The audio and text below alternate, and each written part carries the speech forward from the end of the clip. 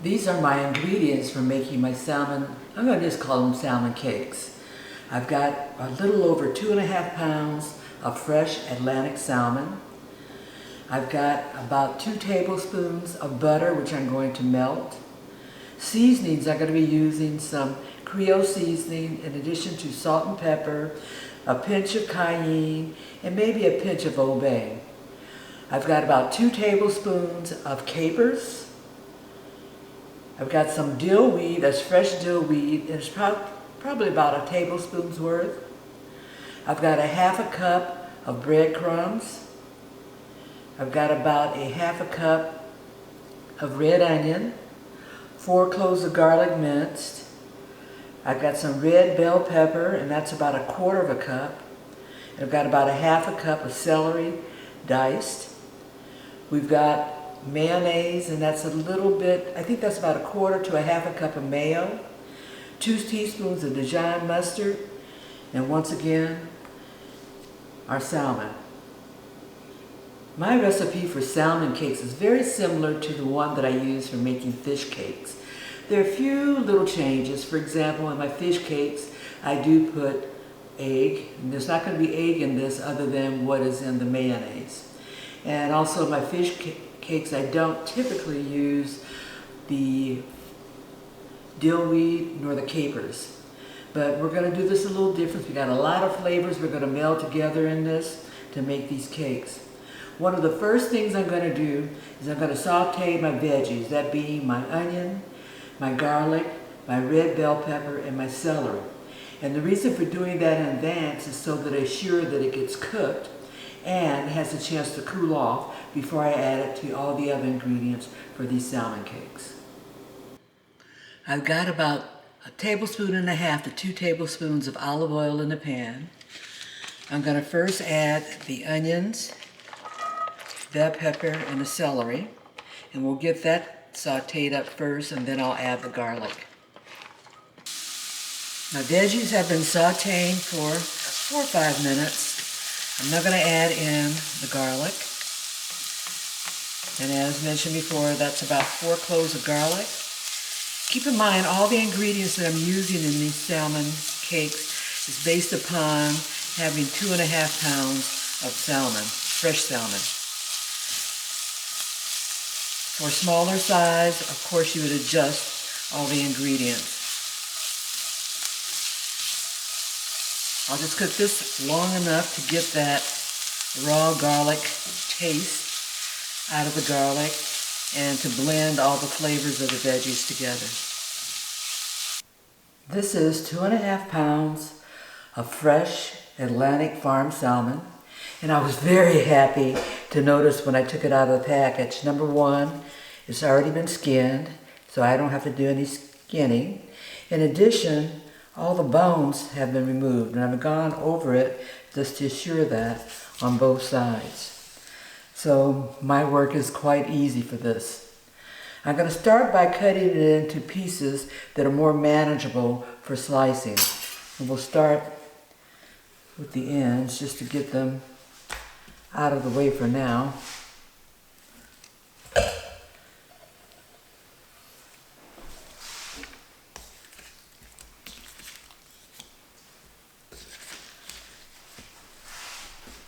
The goal is to make small pieces which, when mixed with all the other ingredients, will stick together and not fall apart, so not to be too chunky.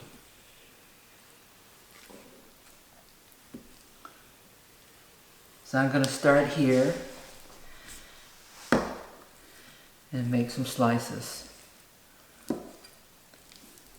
It's almost like I'm chunking it up.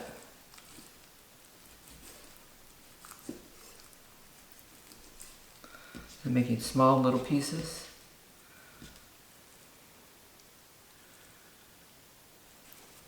And I may even have to make them a little bit smaller. I'm going to finish doing this, and I'll get back when I'm done, and I'll show you what I have.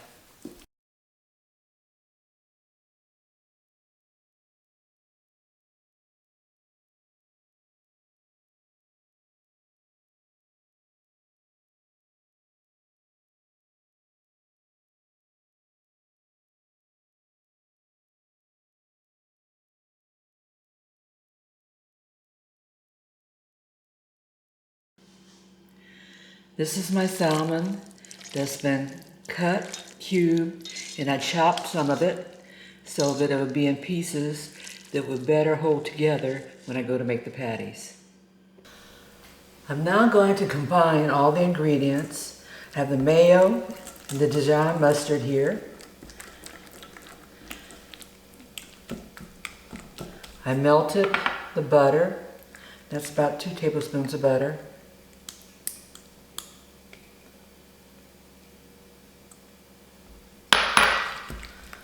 Give that a mix. Then all my seasonings. Now with the seasonings and spices, I know that I'm probably going to have to add more.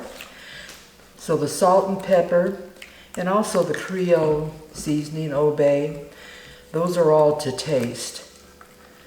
And because there's no raw egg in this, it'd be okay to taste it when it's raw. The other thing you can do is just cook up a piece of it, of the salmon combined, and see if the seasoning is to your liking, and add more as you will. Keep in mind, you can always add more, you can't take away. Here I've got the capers, and the capers are going to produce that brining acidity.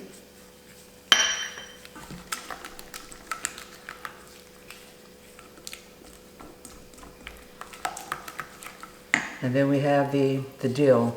The dill is actually to taste. I happen to like dill, my hubby likes dill, so putting a bit in there.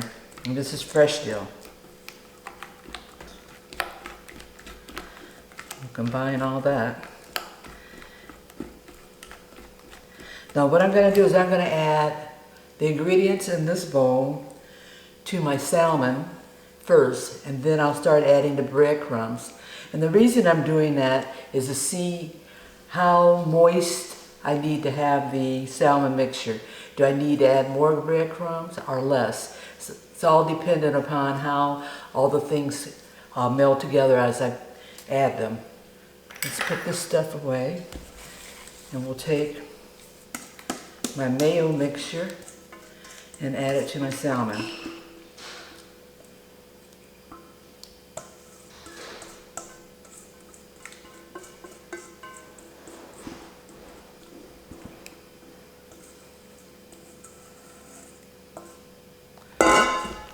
And we'll give that a stir.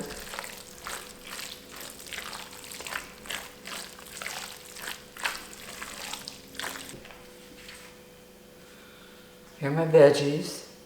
They're all cooked and chilled, that being the onions, celery, bell pepper, and garlic. And that's going in.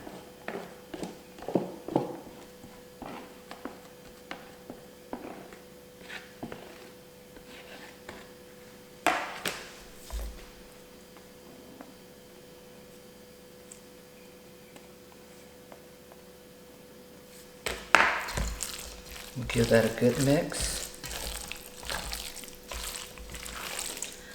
Now this is going to make quite a few salmon patties.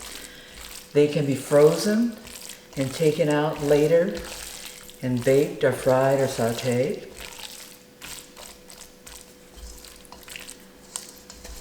So we'll always have a backup in the freezer when we need it or when we want it. Now we're at the point where we can start adding the breadcrumbs. And you can use panko breadcrumbs. You can take crackers and crush them up and put it in there. It can be saltine crackers. It can be any type of cracker you like. It can be, what do you call those things, gluten-free crackers. It could be Ritz crackers, whatever you like. So I'm start by adding about half of it.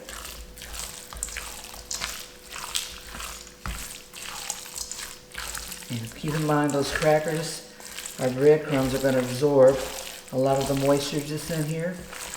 The other thing we're going to do is we're going to refrigerate this before cooking so that it will have a chance to bind together much better. I'm just going to go in and put all of them in there. And depending on how it comes out, I may have to add a little bit more.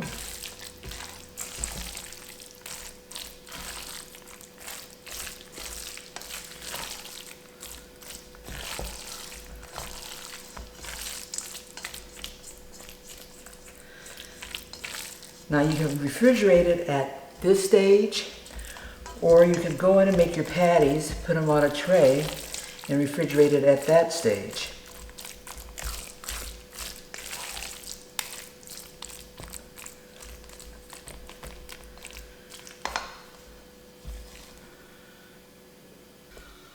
All the ingredients for the salmon cakes are all combined.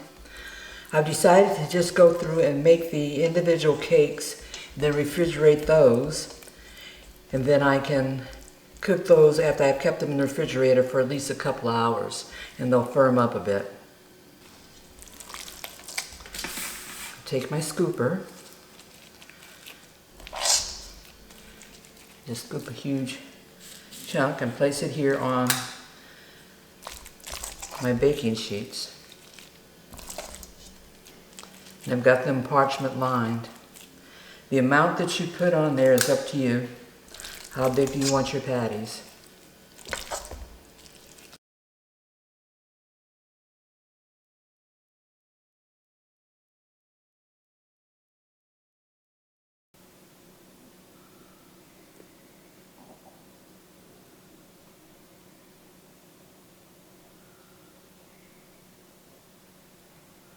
After spending a couple hours in the refrigerator, the salmon cakes have formed, and now they're pretty strong enough to bake or fry, my choice.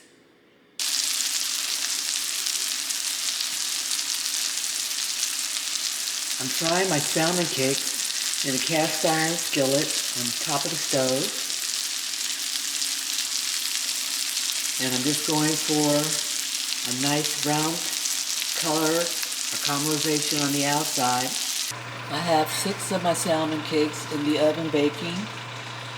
They're on 350 degrees Fahrenheit. These salmon patties have been baking for about 6 minutes now. I flipped them over and they're baking on the other side. I'm going to put them on a broil so I can get some color to them. I cooked the salmon cakes 2 different ways. These here were fried in a cast iron skillet, stovetop. And these were baked in the oven, 350 degrees Fahrenheit, for about 10 to 12 minutes with the last minute on broil. Internal temperature for both, they're done. It's just a matter of whether or not you want one that is a little bit more browned or one with less browning.